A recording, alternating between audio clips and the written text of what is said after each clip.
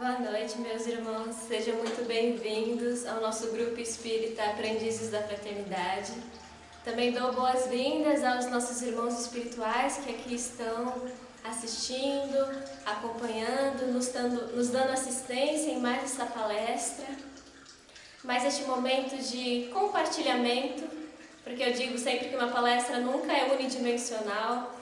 Nós também aprendemos como palestrantes, compartilhamos ideias, pensamentos, sentimentos, valores, então é sempre um aprendizado coletivo. E para que neste momento, juntos, possamos nos preparar para mais essa exposição, que possamos fechar os nossos olhos, elevar o nosso coração e a nossa mente ao plano superior da vida, nos conectando com Deus, com o Criador, este Pai de infinita sabedoria, amor e bondade, sempre pronto a acolher, a assistir e auxiliar aos seus filhos, a acolher as ovelhas perdidas. E aqui estamos nós, Senhor.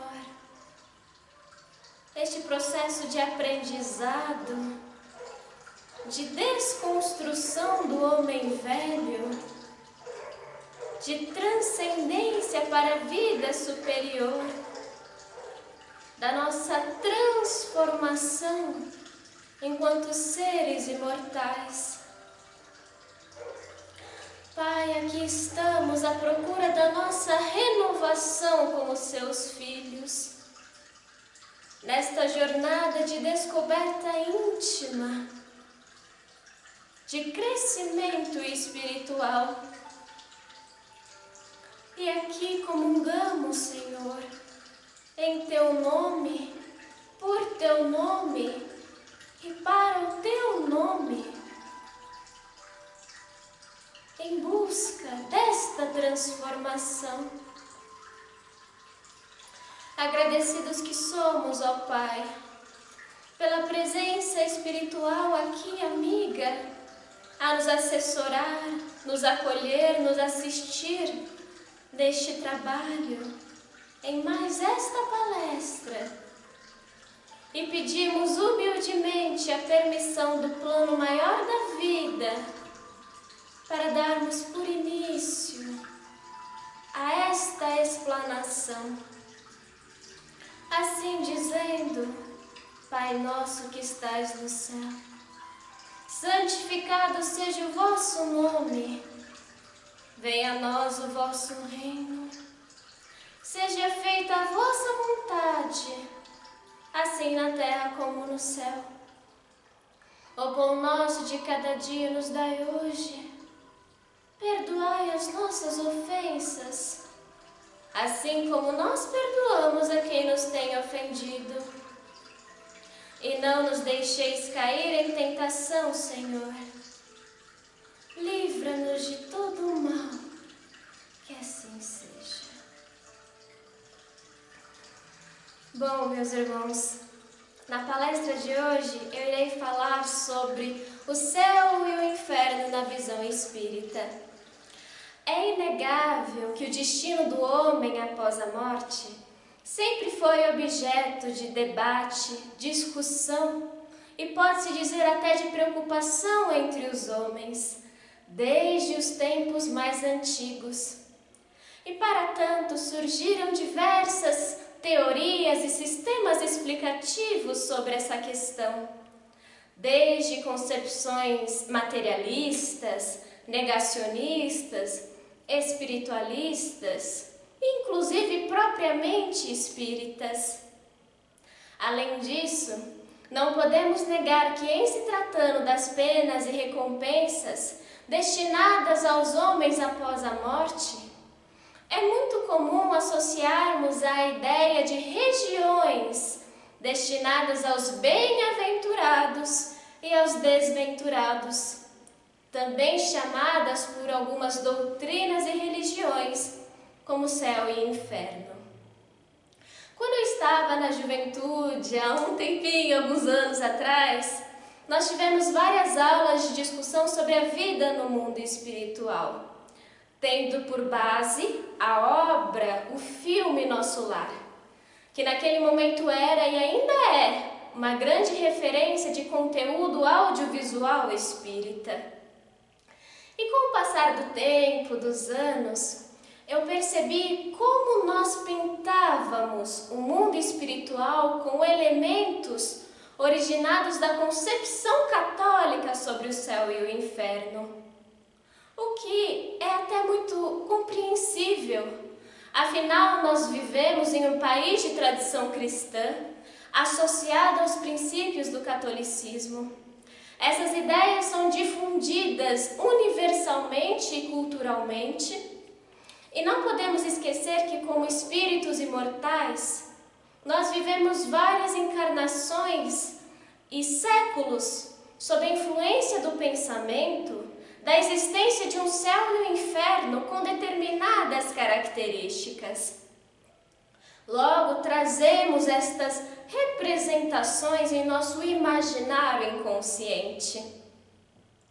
Aliás, fazendo uma breve pesquisa pela internet para falar sobre esse tema, é até muito comum alguns autores espíritas e não espíritas cometerem o equívoco de conceber o umbral como o inferno dos espíritas e as colônias espirituais como lugares semelhante ao céu descrito por algumas religiões cristãs.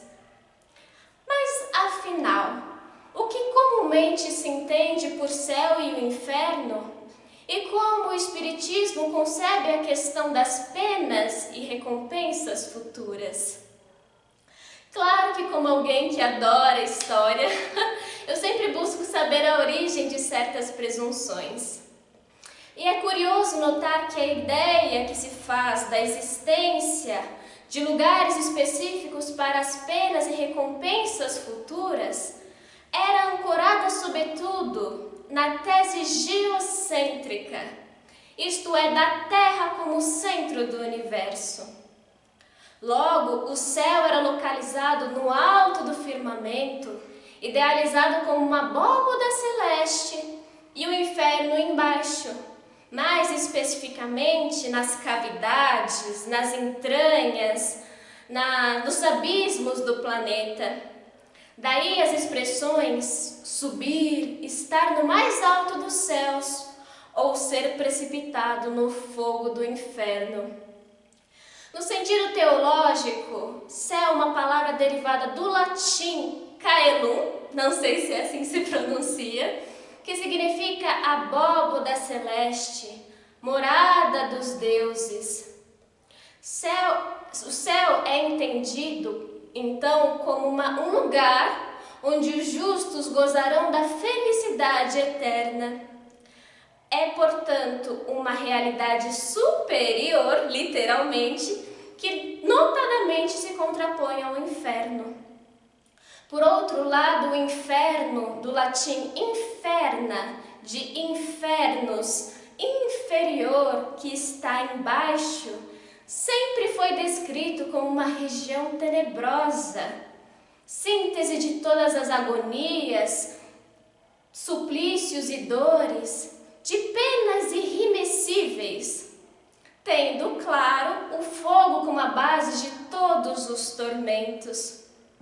Haja vista a ideia de nele residirem as almas que, em vida, praticaram os mais diversos crimes e não se arrependeram pelos seus atos.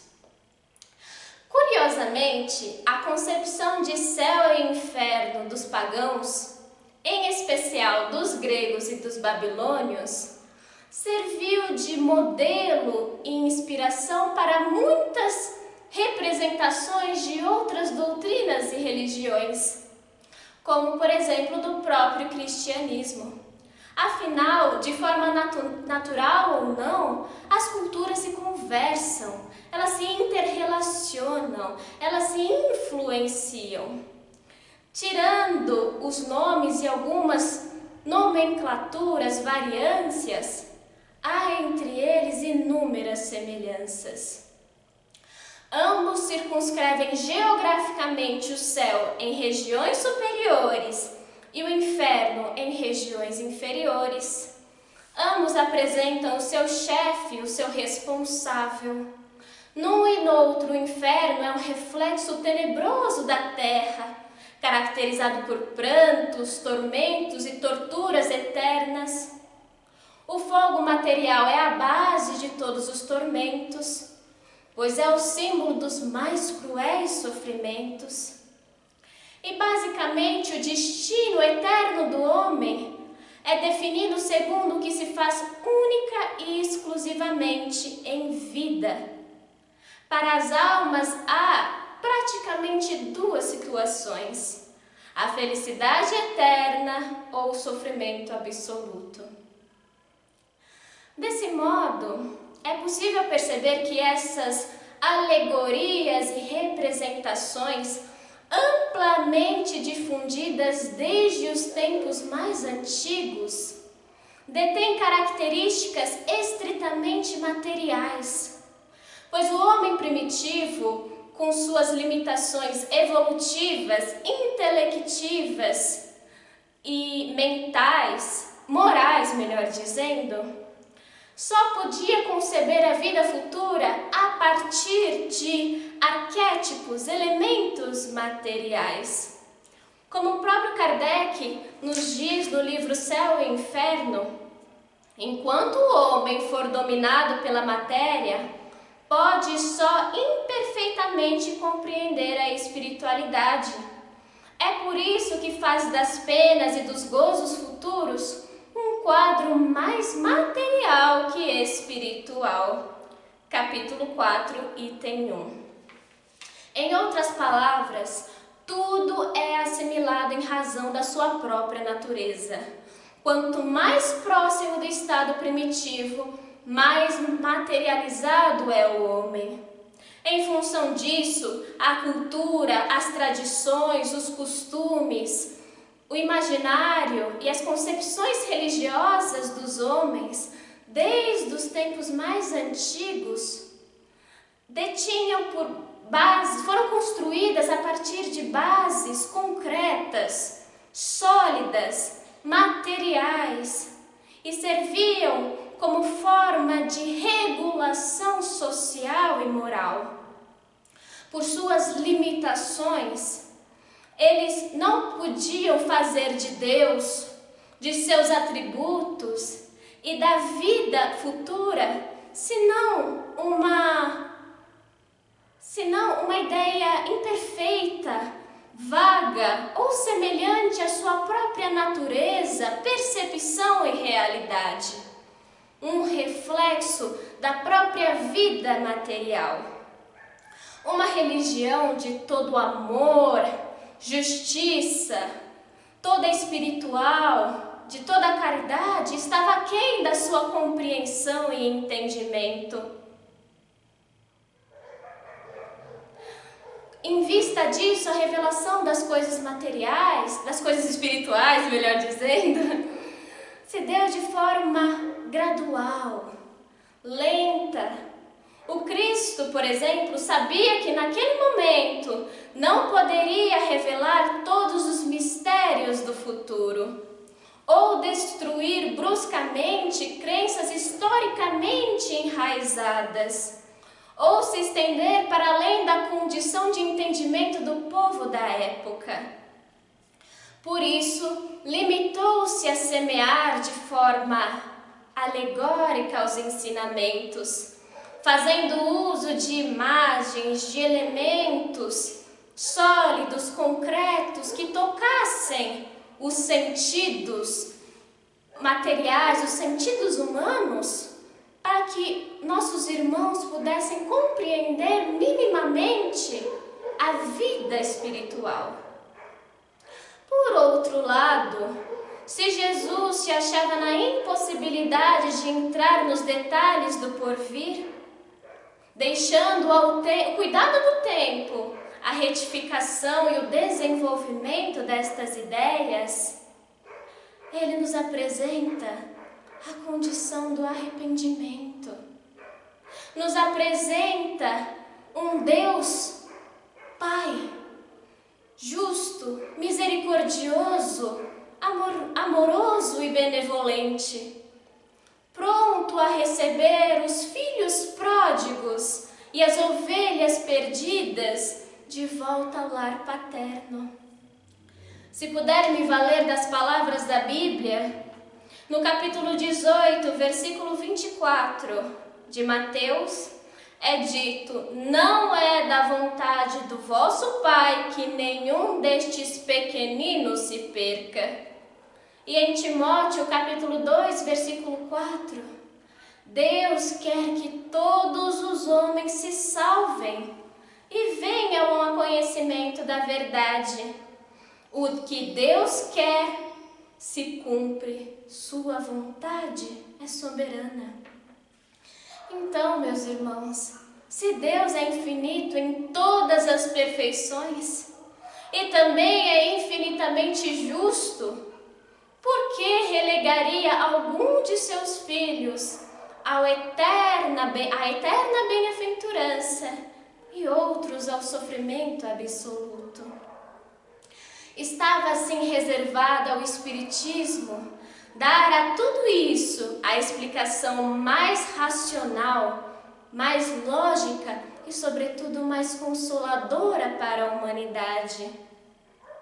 Para tanto, na tentativa de elucidar tais questões, os Espíritos nos esclarecem no Livro dos Espíritos, onde lhes foi perguntado, na pergunta 1012, haverá no universo lugares circunscritos para as penas e gozos dos espíritos, segundo os seus merecimentos?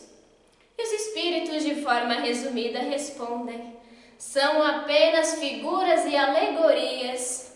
As penas e gozos são inerentes ao grau de perfeição dos espíritos.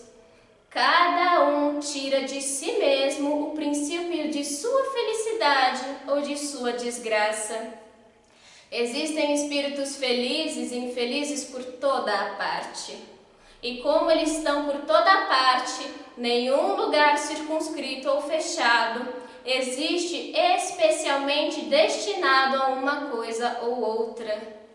A localização exata dos lugares de penalidades e recompensas existe apenas na imaginação do homem e provém da tendência de materializar e circunscrever as coisas, das quais eles não podem compreender a essência infinita. Desse modo, meus queridos, a doutrina espírita nos apresenta o céu e o inferno como, em essência, estados de consciência, estados de espírito, íntimos da alma. A morte, por certo, se configura apenas como uma passagem, na qual nos defrontamos com aquilo que edificamos, construímos, cultivamos e carregamos sob a terra, tanto em forma de conquistas como de desajustes e desequilíbrios. Com o Espiritismo podemos aprender que o céu e o inferno começam invariavelmente dentro de nós, visto exprimirem o equilíbrio ou a perturbação, a dor ou a alegria, a consciência em paz pelos bens praticados ou carregada de remorsos pelos equívocos cometidos. Por isso, meus irmãos, é certo dizer que cada um de nós vive no mundo de luz ou de sombras que escolheu para si próprio.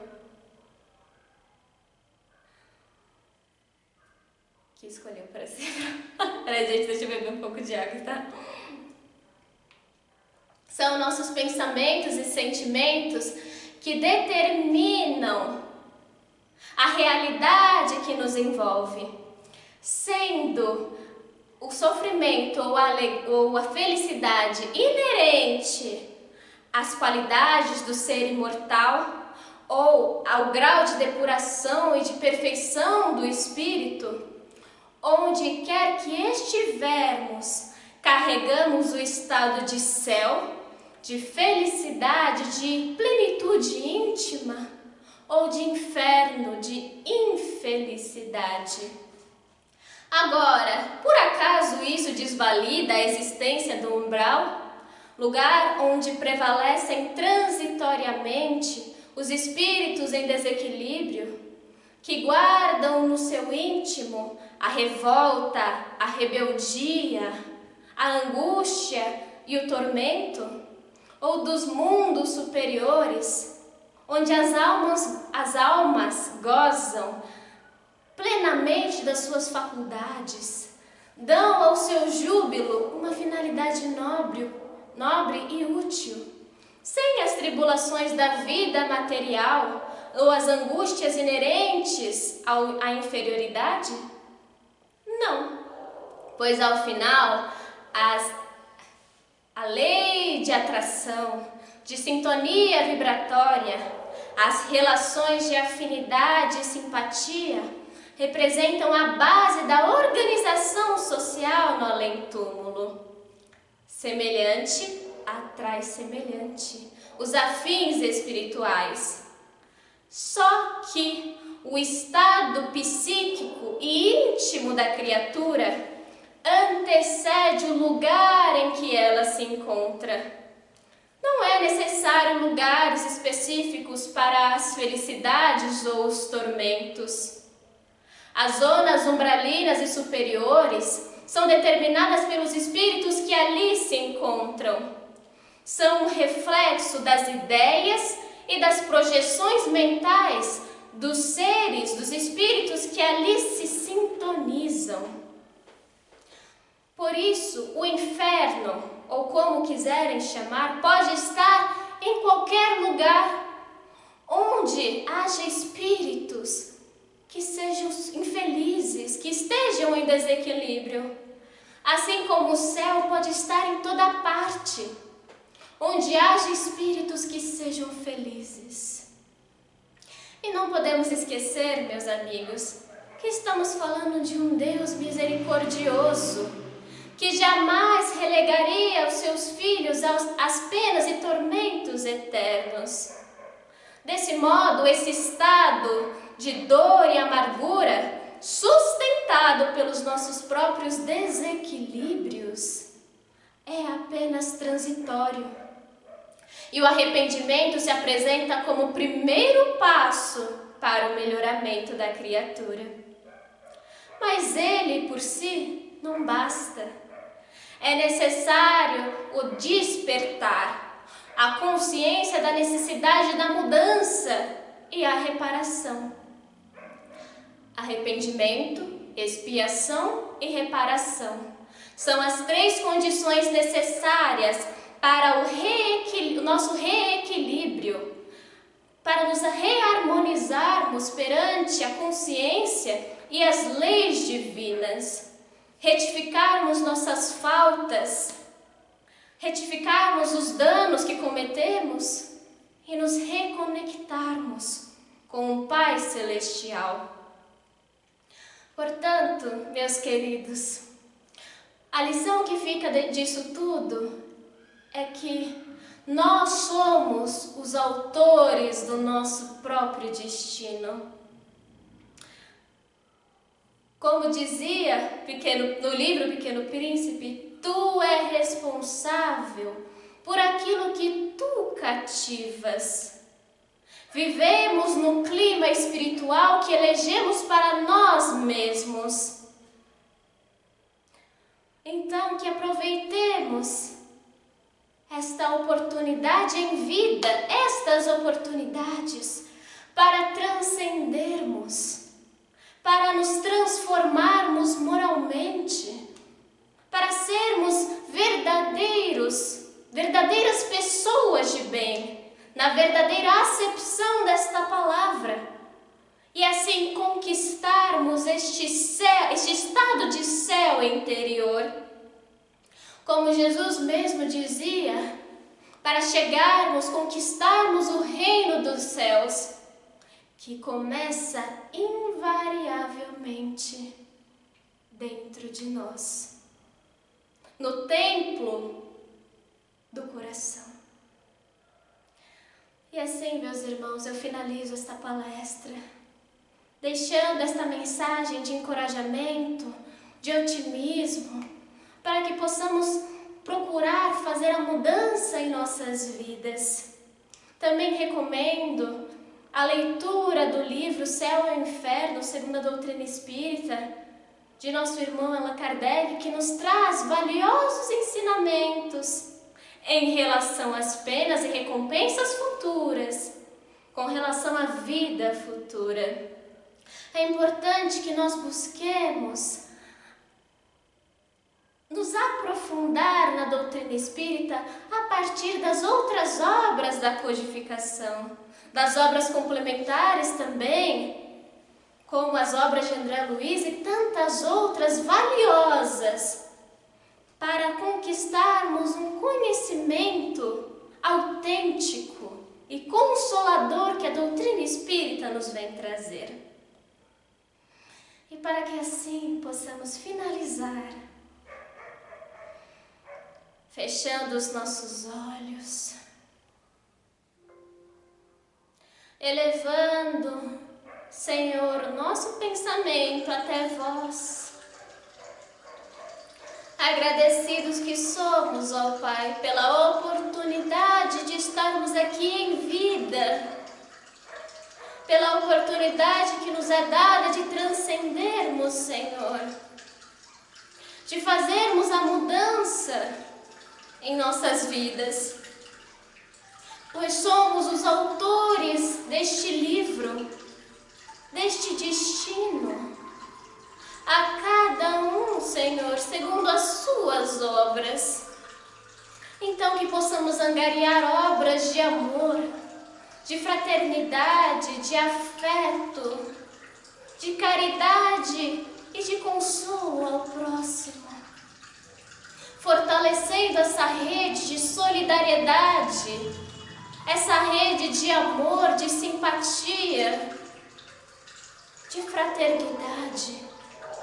Senhor, aqui estamos como aprendizes do Teu Evangelho, como aprendizes da vida, nesta jornada infinita em direção à nossa luz, em direção à nossa perfeição. Que possamos aprender assim, Senhor, a enxergar este potencial que habita em nós, esta centelha que floresce, Senhor, advinda de Ti, pois somos Teus filhos, criaturas criadas por Vós, e temos este potencial de sermos grandiosos. Ensina-nos, Senhor, a crescer com sabedoria, com humildade, com benevolência e fidelidade a Ti. Neste momento, Senhor, de tantas tristezas, desesperos, de sombras e desesperanças, que possamos ser focos de luz a se projetarem por este planeta, por este país, Senhor. Projetemos amor, esperança, resignação, coragem, pois Deus está a presidir a nossa jornada, pois Deus nos acompanha, pois Deus está por nós. Então quem será contra nós, Senhor? E agradecidos que somos pela assistência e pelo amparo de nossos irmãos, Senhor, que aqui se encontram presentes, que possamos assim fazer aquela prece que Jesus nos deixou, pois naquele momento, Senhor, não sabíamos orar, não sabíamos conversar contigo, e Jesus nos deu estas palavras santificadas para que aprendêssemos a nos conectar com o Senhor, nos conectar com o Pai. Assim dizendo: Pai nosso que estais no céu em toda parte, santificado seja o vosso nome, venha a nós o vosso reino, seja feita a vossa vontade, assim na terra como no céu. O pão nosso de cada dia nos dai hoje. Perdoai as nossas ofensas, assim como nós perdoamos a quem nos tem ofendido. E não nos deixeis cair em tentação. Livra-nos, Senhor, de todo o mal. Que assim seja.